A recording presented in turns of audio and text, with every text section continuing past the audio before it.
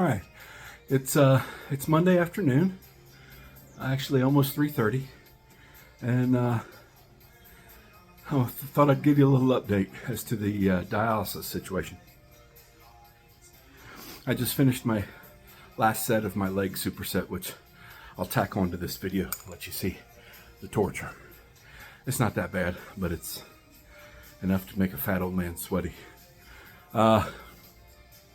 And it's in the 80s today. Thank God, back for warm weather. Anyway, so the dialysis situation.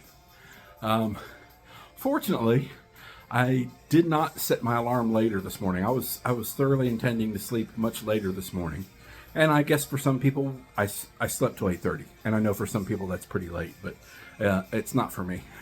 I get up real early for work, but that's not my normal body clock. My natural rhythm is not to get up that early. So 8:30 was actually sleeping in pretty good. But anyway, so I got up at 8:30, and I was gonna actually put some music on my phone. I have an XM radio next to my bed, and that's normally what I turn on. But for some reason, I thought I'm gonna listen to a radio show I like, a local radio. And I got my phone and I unmuted it and realized that I had missed a phone call and had a voicemail from a number that I wasn't entirely sure I recognized. But I thought, well, they left a voicemail, so let's check it out. And as it turns out, it was one of the nurses, a nice young lady named Bria, at the dialysis clinic, calling to let me know that they had already arranged for an appointment this morning at 10 a.m. at Dr. Kramer's office. Now, Dr. Kramer is the vascular surgeon that put my father's fistula, did the surgery for his fistula in his arm almost a year and a half ago, even though we've just started using the fistula in the last month. Happy April 1st, by the way. So I thought, great. I'm glad you called and left me a message, and I had enough time after I checked the message. I did call her back and we talked. To actually get there in time, and we were right on time. But she just wanted to make sure that we were aware that they did that. They got it as quickly as possible so that he wouldn't miss any dialysis sessions, which is great, and which was a big fear. I did not want him to miss any sessions, and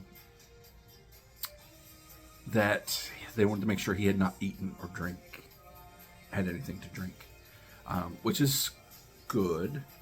Fortunately, at that time of day, 8:30ish, 8:40, whatever time it was by then, he was still in bed.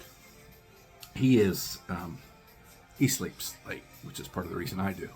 I probably wouldn't, except for the fact that he's asleep, and my day usually starts by doing stuff for him, so I sleep late.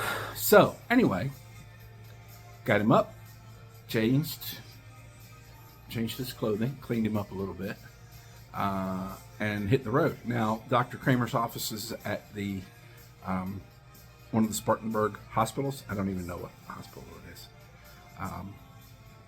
I guess kind of like Greenville, most of your doctor's offices are in or around hospital buildings. His is actually the next building over. But anyway, so we got up there, and all they were really going to do was check the fistula and the veins around it with ultrasound, for which we would not actually see the doctor, which I understand that. He's got bigger fish to fry.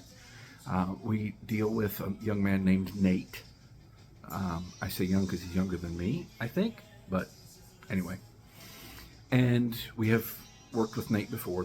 He's the one who actually checked my father's arm after the VA kept sticking him there, trying to draw blood out of the area where they did the fistula, which they weren't supposed to do. And back then he said, yeah, it looks good, looks blah, blah, blah.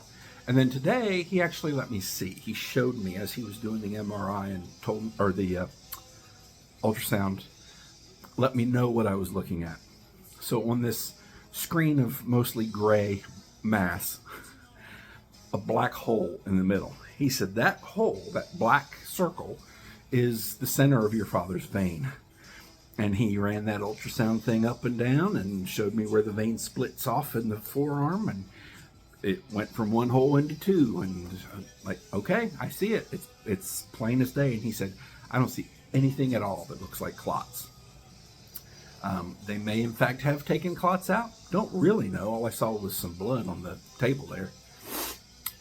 But he said there aren't any clots in here. They shouldn't have any problem. And he did us a favor. Did them, the DeVita folks, a favor of marking on his arm where the vein is, so they can get the needles in there easier, I guess. I don't know. Anyway, didn't take long. Was very helpful. We got back in the truck and started heading home right at 11 o'clock. So can't complain. Which also means my father will go to dialysis tomorrow, which is good for him and gooder for me, because I had the foresight, even though it turns out it could have been risky, but I scheduled myself a massage tomorrow, and I'm very much looking forward to it. And although I intended to do my legs Saturday or Sunday, I didn't do them until today, which means my massage will be all that much more enjoyable. But for now, I'm ready for lunch. Yes, 3:30. I'm ready for lunch. See ya.